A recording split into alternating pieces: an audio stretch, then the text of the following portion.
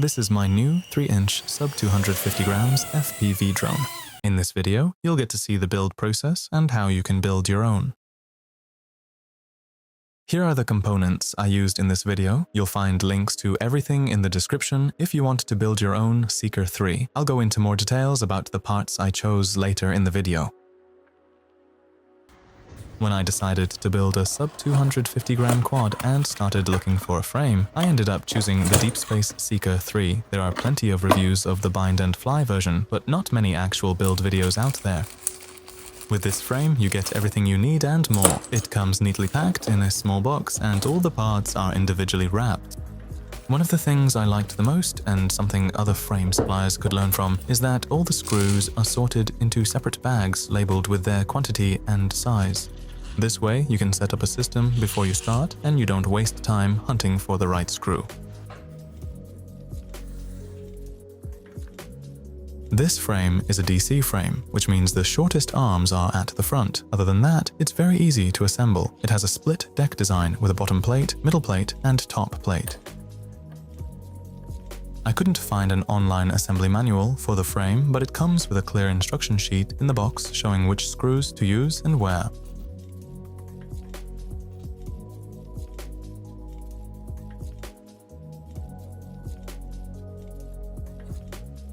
The screws that hold the arms go through the bottom plate, the arms, and lock into the middle plate, clamping everything securely in place. It's a pretty clever design for such a small frame.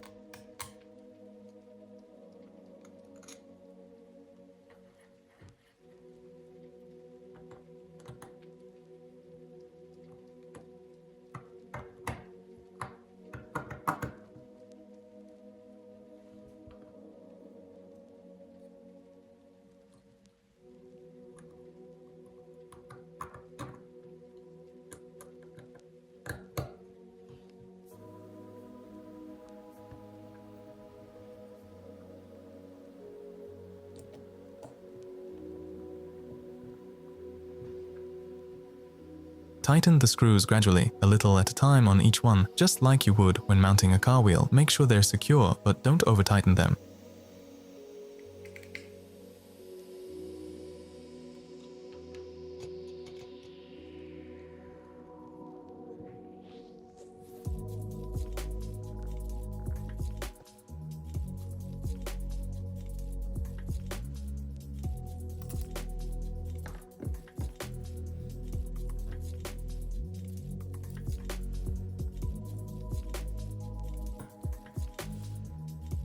So, I've now installed the TPU arm protectors and the motor wire guards. I had a bit of a forgot to hit record moment, so you won't get to see that part.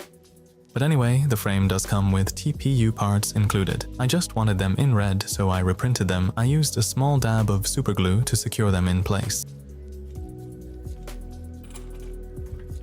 Next up is the camera housing on the frame. It's compatible with both the 03 and 04 cameras. Just make sure to install the TPU piece before putting on the screws.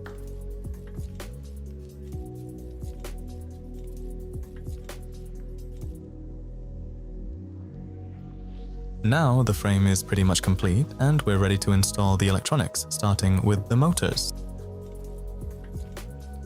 The motors I'm using for this build are the T-Hobby F30 motors. A big thank you to T-Hobby for providing these for free. These are 1404 motors designed for 4S with a kV rating of 4100. I think it'll be interesting to see how they perform on this frame, since the bind and fly version has 1505 4000 kV motors that are slightly different.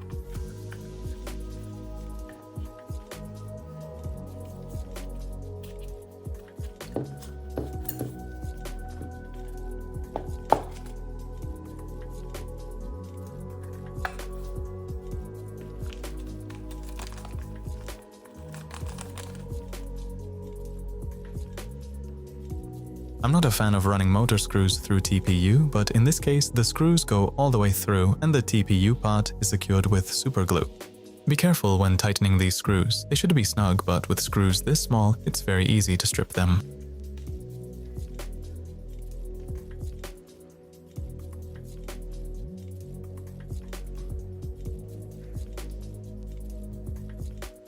So now the motors are in place and we're ready to move on to the more fun parts. By the way, this frame has some plastic guards for the motor wires. The smart move is to wait to glue them in place until after you've routed the wires through. I didn't do that. Alright, I'll be the first to admit this ESC is a bit overkill. It's a 60 amp T-Hobby F60A ESC that supports up to 8S, provided by MEPSking. For this build, I could have easily gotten away with a 45 amp ESC or something similar. But it's a very good ESC, and I'm planning to test some larger, more powerful motors on this frame in the future, so it's good to have that extra headroom. Let's start by quickly tinning the pads before installing it in the frame.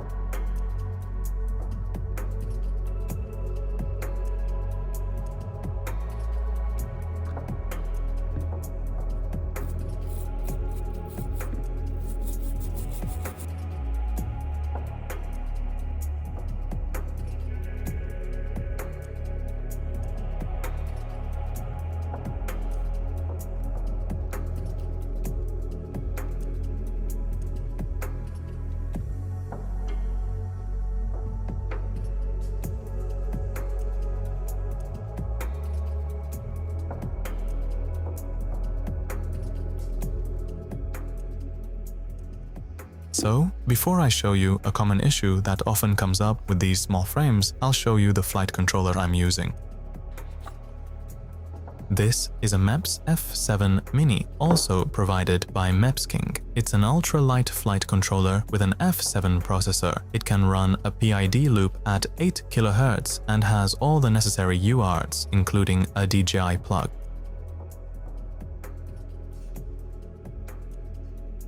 The problem I'm talking about, which often comes up on smaller frames, is this. As you can see here, the holes for the stack screws on both the ESC and the flight controller are made for M3 screws, while the screws that fit in the frame are M2. This will cause the stack to wobble, and the rubber dampeners will get squashed when you tighten the stack. Not a good solution. Ideally, it would be best if you could swap the stack screws to M3, but at least on this frame, that's not possible. To solve this, I'm using a clever little trick I came across online some time ago. What you can do is find some suitable heat shrink, measure it out, and cut it into appropriately sized pieces. Now, slide them on one by one and shrink them. I've found that 3 pieces per stack screw fit just right. Make sure they don't go all the way up, since you need space for the nut on top too.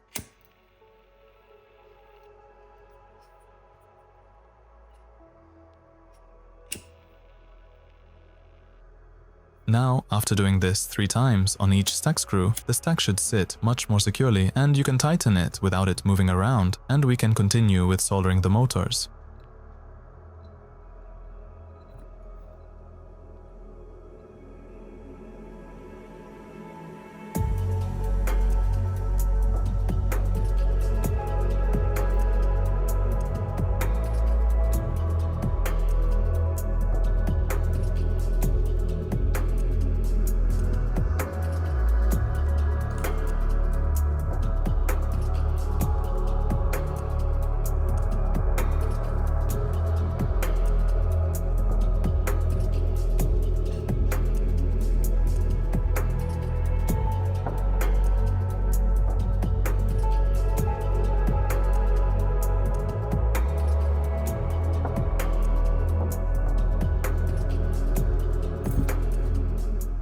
Finally, it happened. My trusty soldering tip from the past 6 months just gave up and died.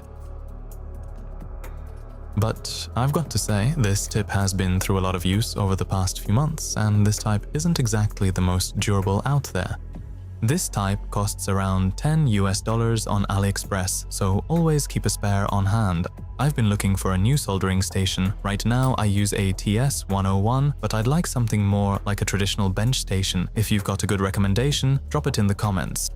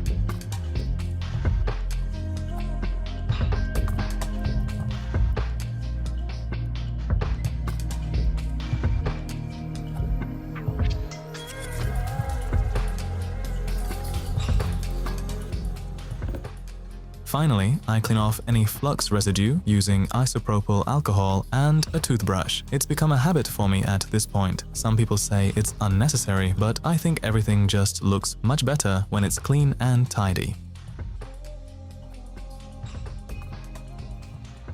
This frame is designed for an XT30 connector, but since all my 4S batteries use XT60, I'd rather stick with that. It does mean I have to come up with a slightly different solution than what the frame was designed for. While the bind and fly version has an XT30 connector mounted at the back of the frame, my XT60 leads will come up through the frame instead. It does have its downsides since it makes maintenance a bit more difficult when you have to remove the top plate. But that's just the way it has to be. For the capacitor, I'm using the one that comes with the frame. It's a solid polymer cap and I plan to mount it vertically. It will block the DJI plug on the flight controller, but I'll solve that by soldering the VTX directly to the FC instead.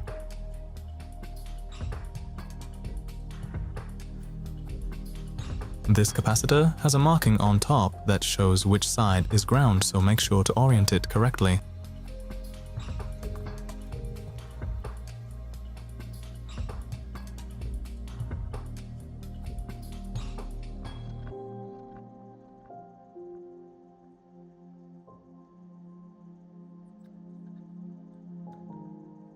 My goal here was to keep it low enough so it wouldn't touch the top plate. Looks like I ended up with a couple of millimeters of clearance.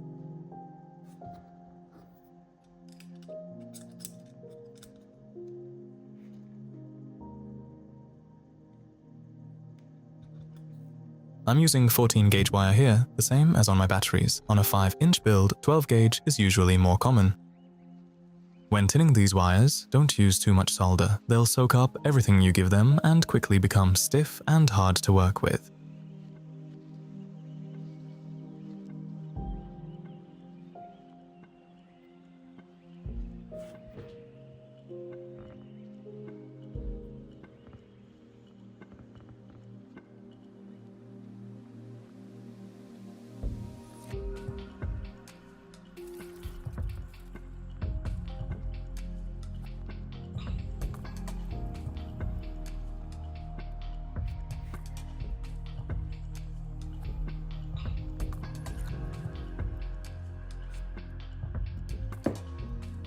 Alright, not my cleanest work, but I had to resolder them a few times to get the angle right, so there's enough space to fit the VTX underneath.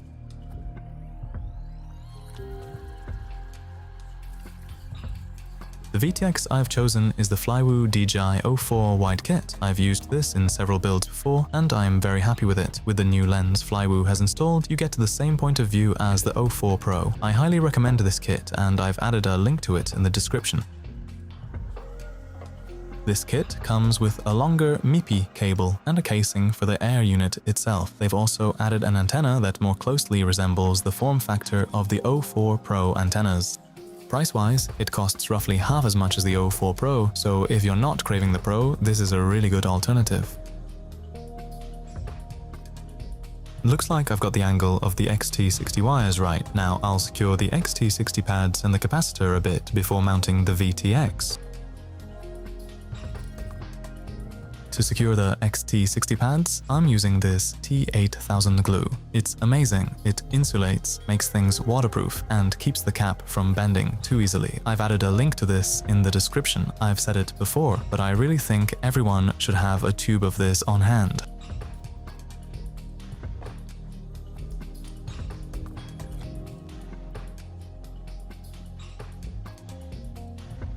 To mount the air unit, I'm using 7mm M2 screws that come with the Flywoo kit.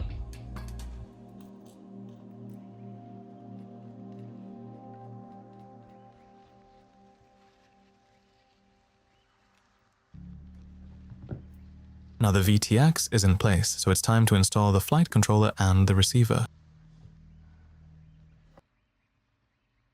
The ELRS receiver I'm using is a SpeedyBee Nano 2.4 GHz RX. It's extremely small and lightweight, and it comes with a 2.4 GHz antenna.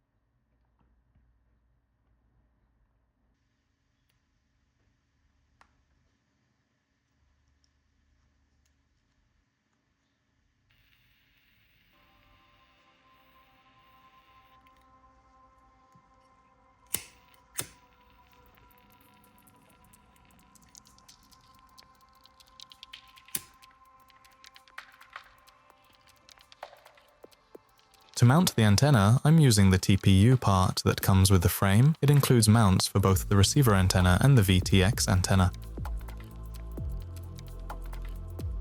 The only sensible place to mount the receiver is on top of the air unit. I'm using a strong double-sided tape to secure it.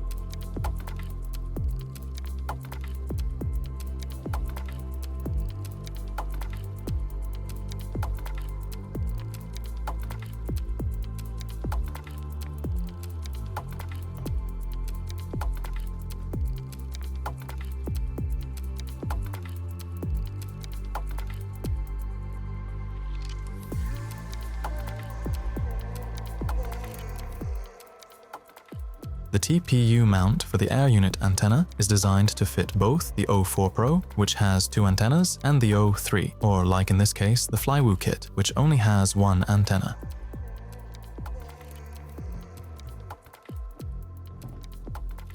Since the capacitor blocks the VTX plug on the flight controller, I've cut the cable and I'm soldering it directly instead. Honestly, I prefer soldering as much as possible to the flight controller. I'm not a big fan of plugs or long wires. Most flight controller manufacturers provide documentation on what the different UARTs are intended for, but that's just a suggestion. Even if UART 1 is listed for the FPV system, you can still use a different UART for it. I'm planning to put the VTX on UART 3, the receiver on UART 2, and the GPS on UART 5. What you really need to watch out for is that your UART configuration in Betaflight matches how you've actually wired everything on the flight controller.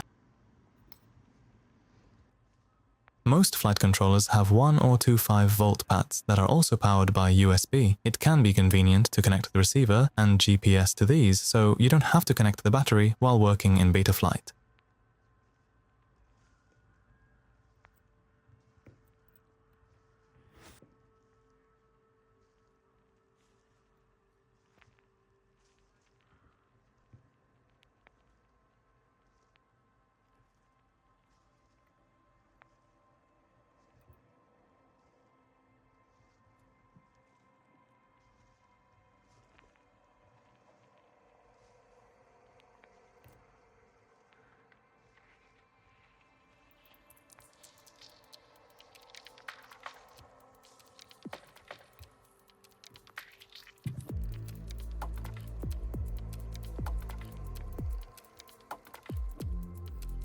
One thing I always try to watch out for is not running wires across the flight controller. It can create unnecessary gyro noise if you're unlucky, and it doesn't look very good either. And the last part of the flight controller installation, which I tend to forget, is the cable between the FC and the ESC. When using a stack with different manufacturers for the flight controller and ESC, it's a good idea to check that the pinout matches. In this case, I didn't need to repin the cable. I've noticed that with newer components, it's almost standardized.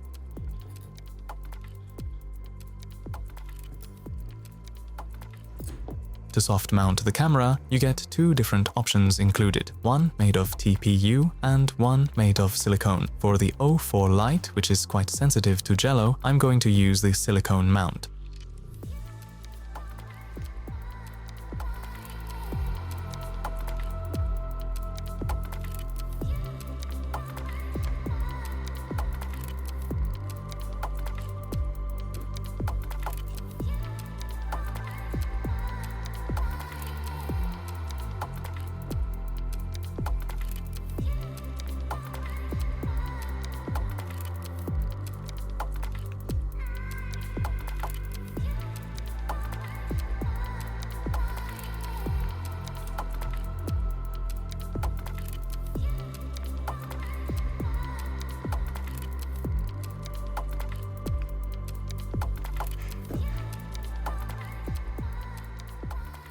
To secure the stack, the frame comes with nylon M2 nuts. You can add a washer if the heat shrink is a bit too short.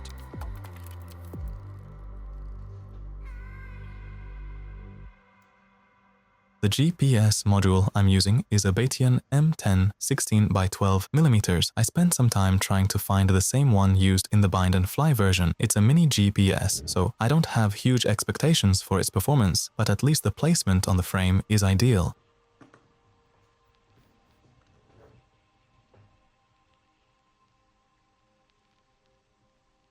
This GPS doesn't have a compass, so there are only 4 wires, RX to TX, TX to RX, 5 volts and ground.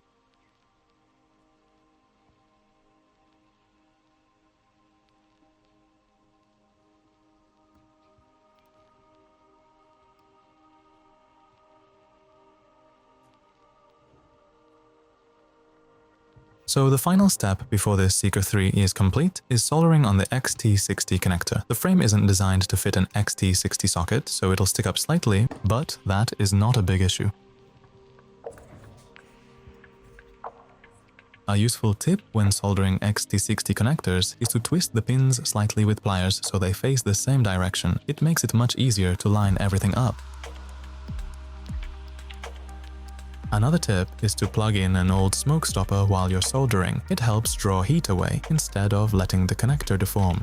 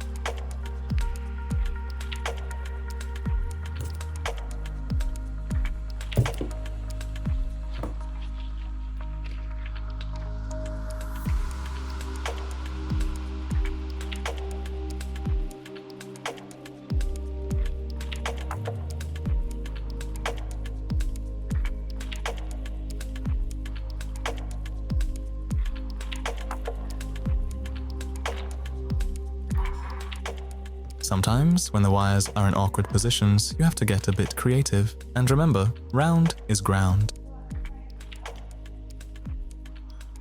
And in case you were wondering, yes, I burned my thumb.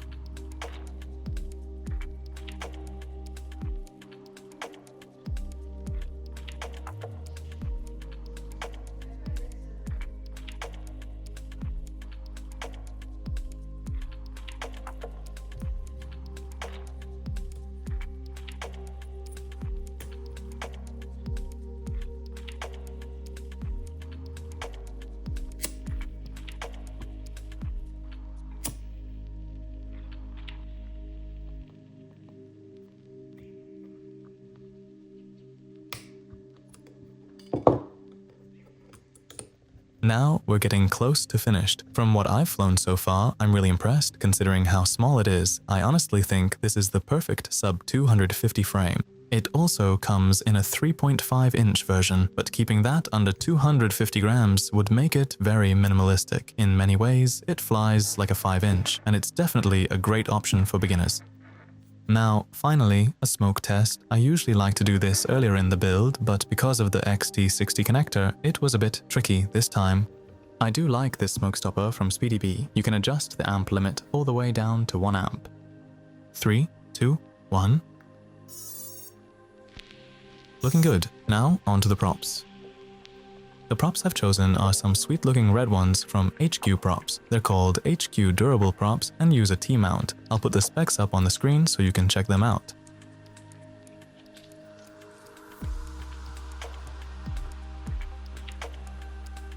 Now, let's check the weight. There are a few things I could shave off if it ends up over 250 grams, like the GPS and some of the TPU parts. I've got two 4S batteries, a dual Sky 600 mAh and a Tattu R-Line 850 mAh. The drone on its own weighs 165 grams. With a 600 mAh battery, it comes in at 249 grams, and with the 850 mAh battery, it weighs 266 grams.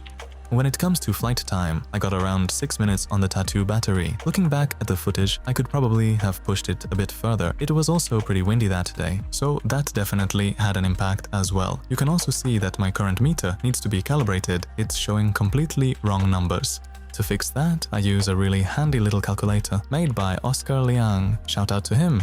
You enter how much milliampere hours was reported as used in the OSD on a full battery, then fully recharge the battery and input how much the charger actually put back in. Then it calculates a new power scale for you, which you enter in Betaflight under the Power and Battery tab. For the best accuracy, you should repeat this process a few times.